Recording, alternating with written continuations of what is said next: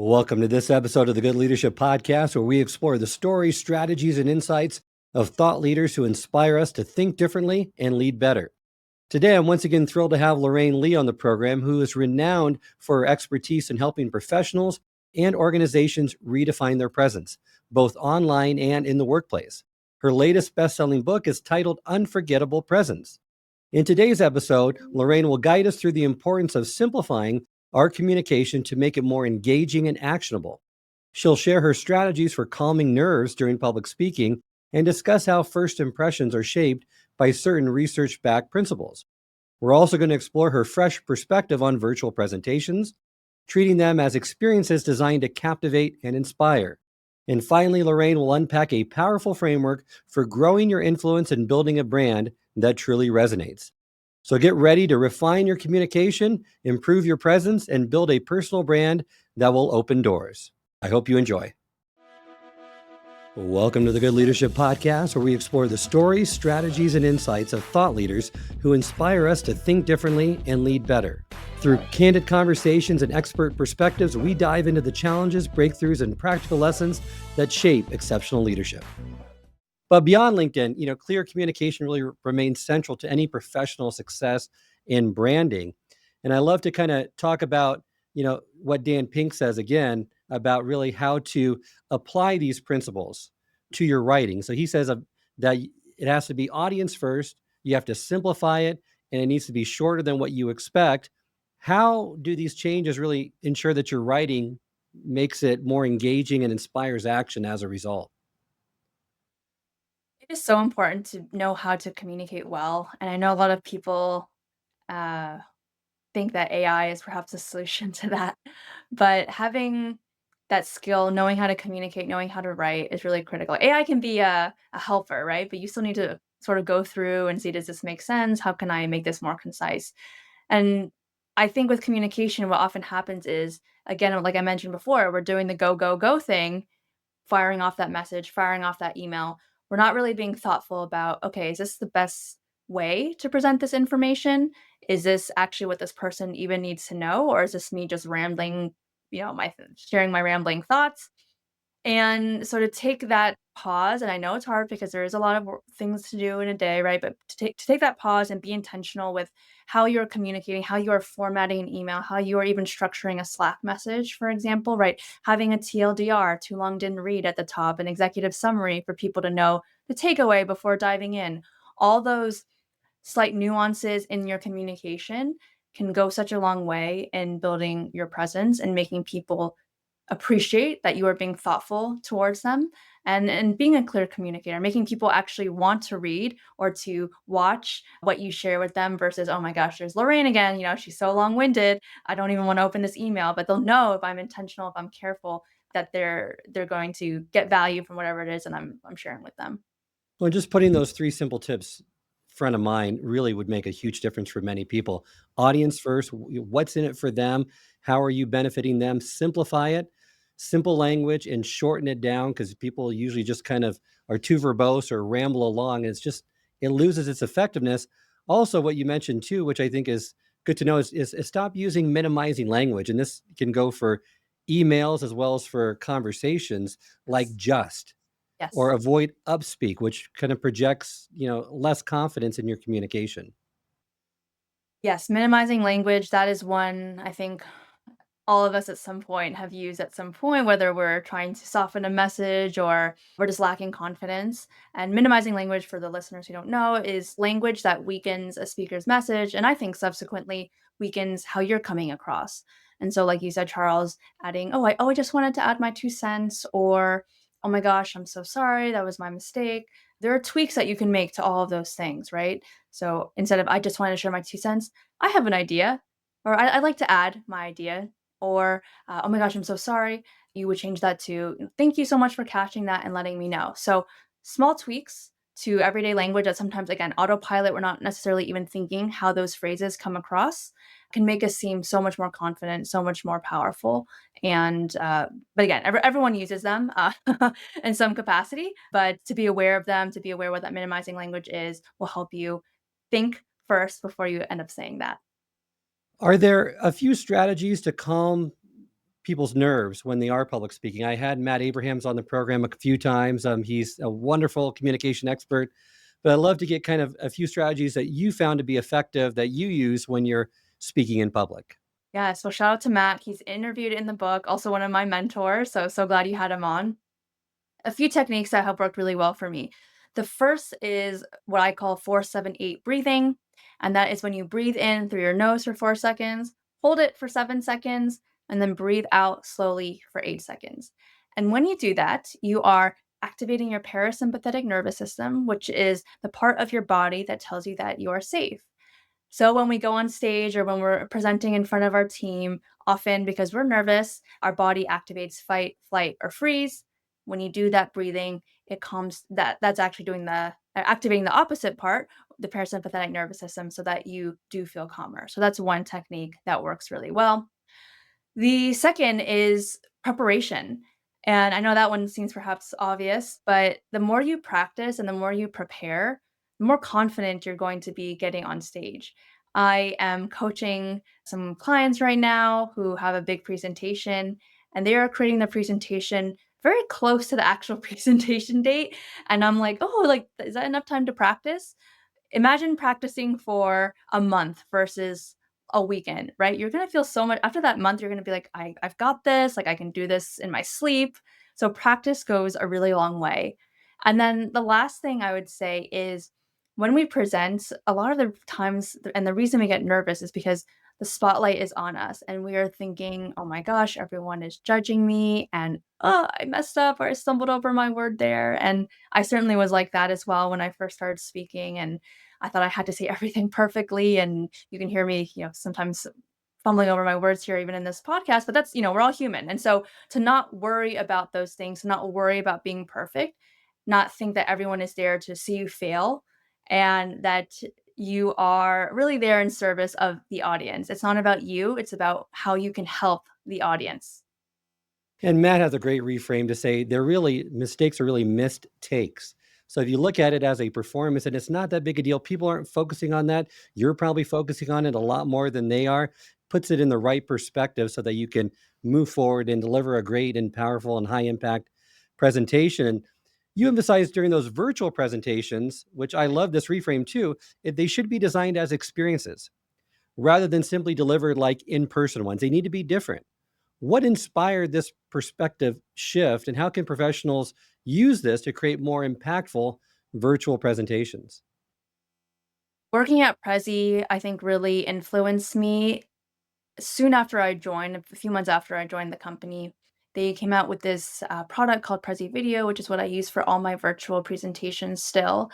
And there was just so much power in using that product and taking the visuals on screen with you, and not just having them on screen with you, but doing like really fun, interesting things with it.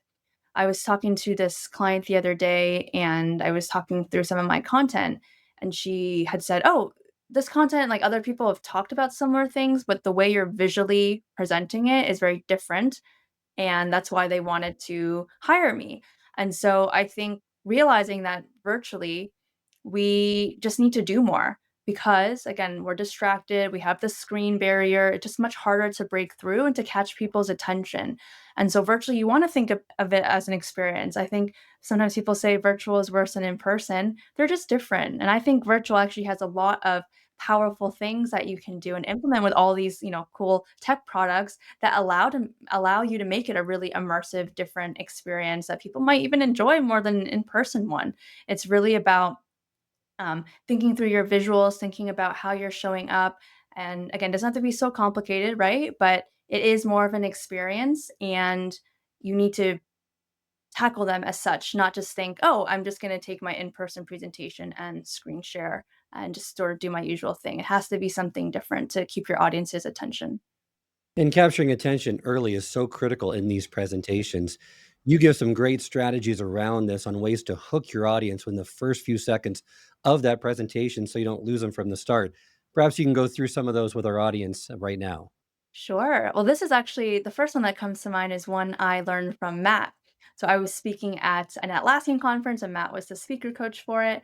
And I used to always start off my presentations with, "Hello, everyone. We're here today to talk about whatever topic. I'm Lorraine. Really happy to be here." And that's such a missed opportunity, like you said, Charles. Like you got to catch attention really fast. And so to reiterate what people can already read on my slide, and they know who I am, they showed up for that. That's a really missed opportunity. So instead, pausing for a second, starting off with an interesting question, a thought provoking question, maybe sharing an interesting stat, something that surprises the audience. That is a really big opportunity that I see a lot of speakers miss out on for the ones I'm coaching, right? They get very literal with like, okay, we're here to talk about this, but it's really an opportunity to capture your audience's attention. Focus on the audience. What do you want them to think? What do you want them to do? And how do you want them to feel is so important to have as that guiding light as you're developing the presentation and being mindful of it when you're delivering it. Yeah, it's a really wonderful exercise and it doesn't take much time. So essentially what you're doing is you have think, do, feel, like you said, and then you have a now column and then you have an after column. And so, okay, what does my audience currently think? What do they currently do? How do they currently feel?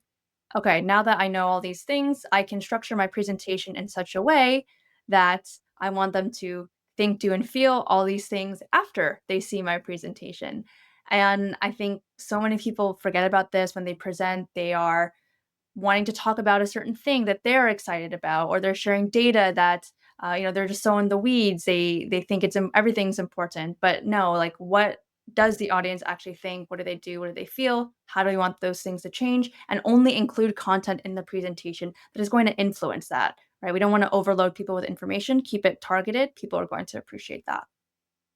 Absolutely. And the next thing is really keep it moving. And you say the more slides, the better. That's somewhat counterintuitive because I've heard both camps on this, but you need to add movement because you need to keep their engagement high. Maybe you can perhaps explain why that's the case and how much movement is necessary. When we think about video, or rather when we think about video calls, most of us are like, "Oh gosh, not another video call." But when you think about how much video you consume outside of the office, so Charles, do you like watch TV and YouTube and like all these things, right? We're actually consuming a lot of video. And the thing about that video that we consume is it's like really interesting, it's moving fast. And so then we go into a work environment and we're on video, we're like everything's slow, like it's just not engaging. And so to add movement triggers a dopamine spike in our minds. And so changing slides, it doesn't have to be a big movement. It doesn't have to be a video, right? Or something very elaborate, but simply moving through slides, having a fade in, right? Not putting all your text on the slide at once. All of those things re-trigger and refocus people's attention so that they're focused on you.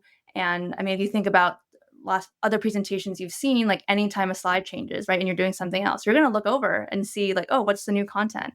So that's what I meant by adding more slides is a good thing, which I think is one of my favorite pieces of counterintuitive advice.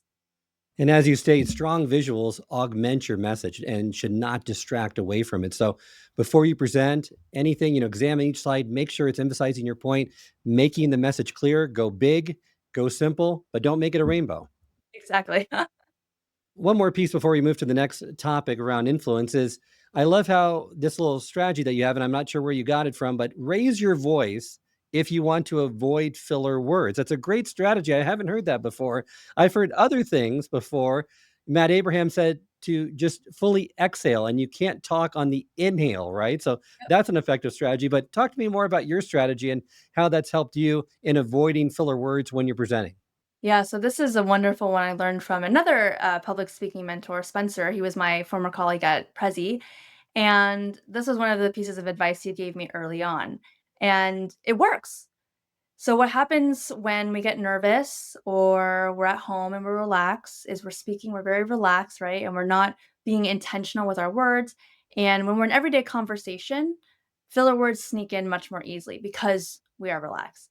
But now imagine speaking up a little bit more loudly. Okay, I have to engage my muscles. I have to be focused and it's going to feel or rather sound very strange if I start saying, very loudly at that new volume that I'm at. Down here, like talking like this, yeah, okay, yeah, yeah, that sounds fine. Raising your voice, okay, now I have to be really intentional with what I say. I'm speaking more loudly. It's going to be weird to have a filler word there, and it's going to push me to pause more before I speak. So all those things combined limit the number of filler words that come up when you are speaking a little bit more forcefully than you might be used to. And again, it's just good practice as well because you're bringing more energy again to presenting, whether in person or virtually. Excellent advice. Love that. Now, to grow your presence, to build your brand, you really need to grow your influence. And there are a lot of ways to become more influential. What matters is finding the methods and tactics that work for you.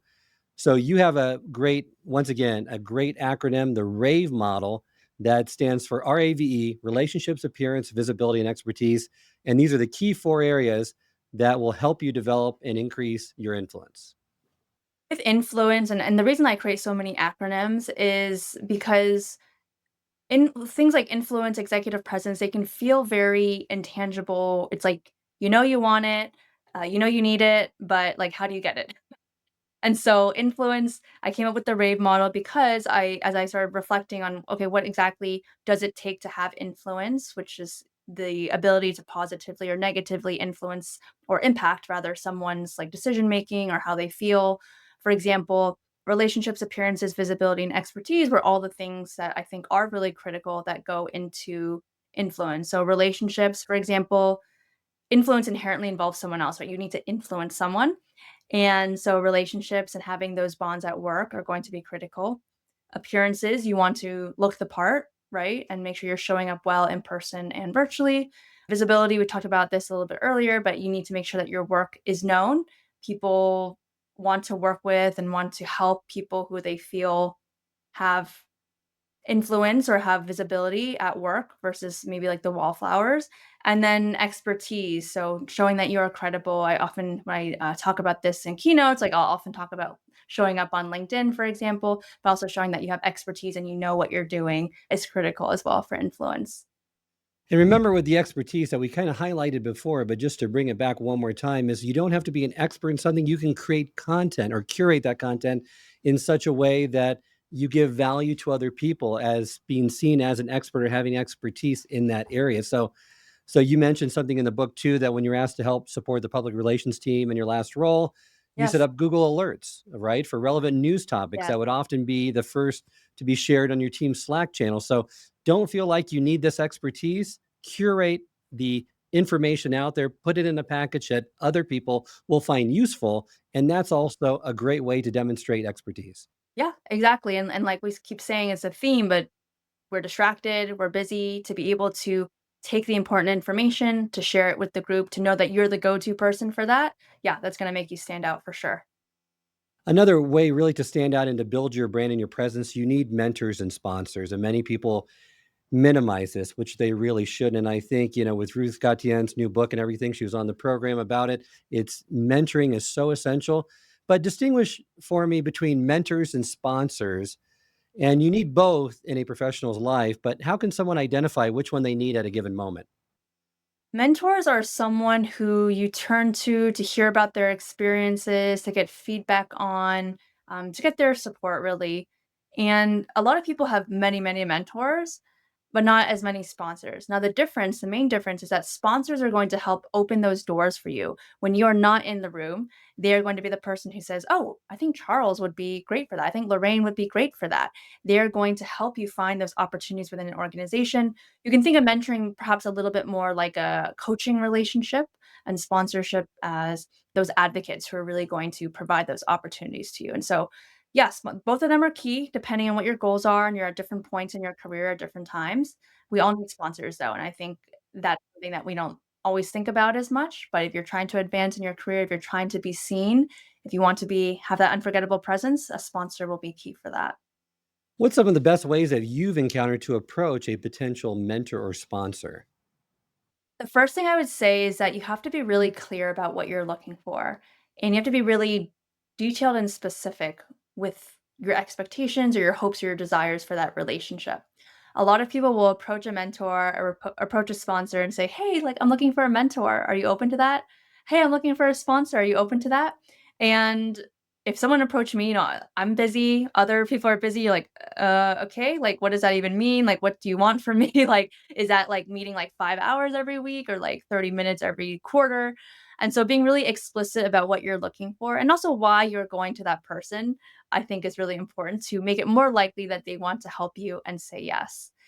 The second thing is that you really want to, and again, it's tying back to before, like you need to show that you're doing good work and that you're a person worth mentoring, worth sponsoring, right? People are putting their time out there for you. They are putting sometimes their reputation on the line to advocate for you.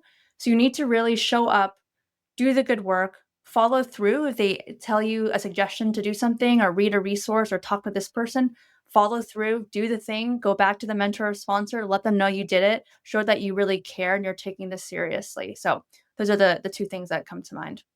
You also talk about mentor moments and informal mentoring relationships. How can someone build these types of relationships organically without feeling like they're imposing on the other person? I love mentor moments. I have so many people in my network who I have strong relationships with, but I've never actually formally asked them to be my mentor.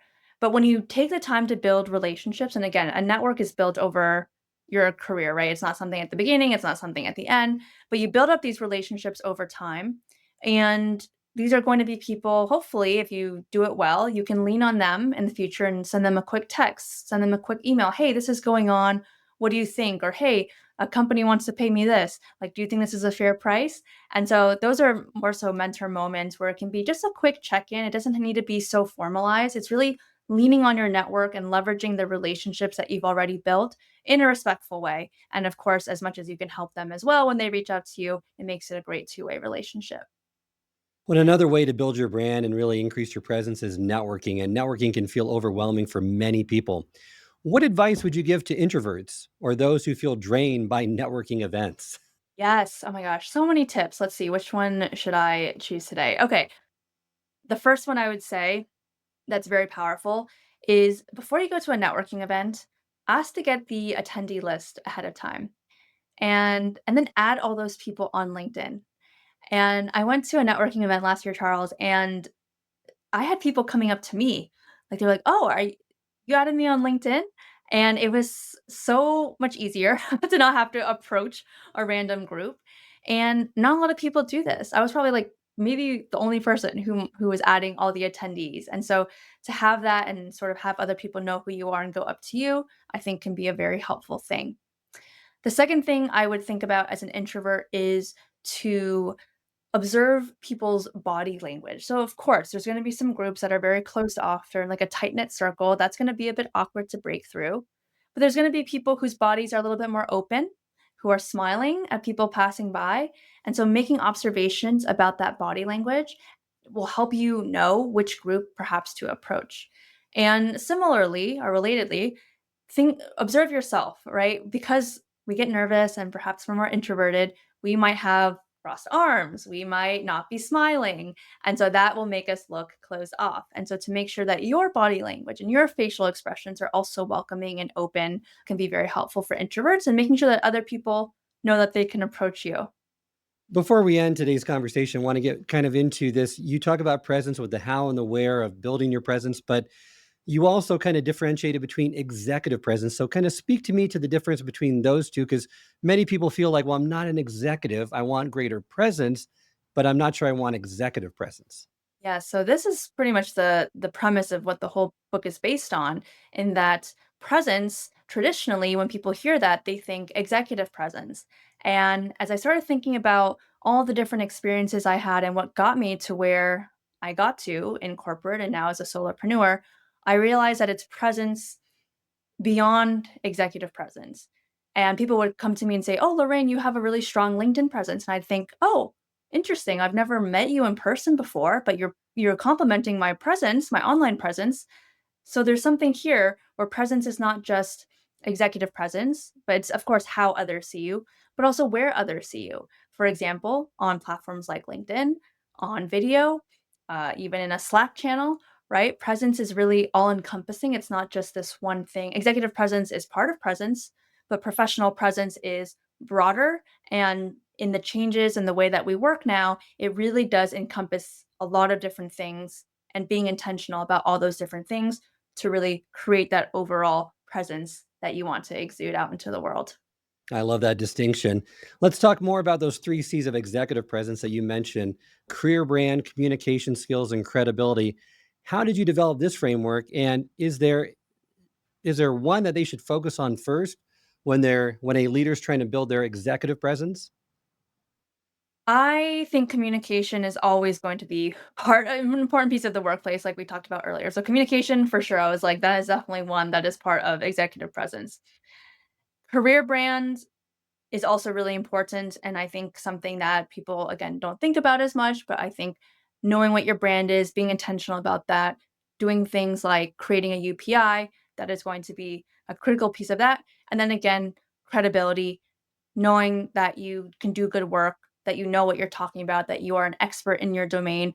All of these things contribute to executive presence and modern day executive presence, I should say, because a lot has changed from 10 years ago and how 10 plus years ago, actually, and how people see executive presence. A study in HBR showed that there used to be features like forcefulness or like physical attractiveness were executive considered parts of executive presence back then.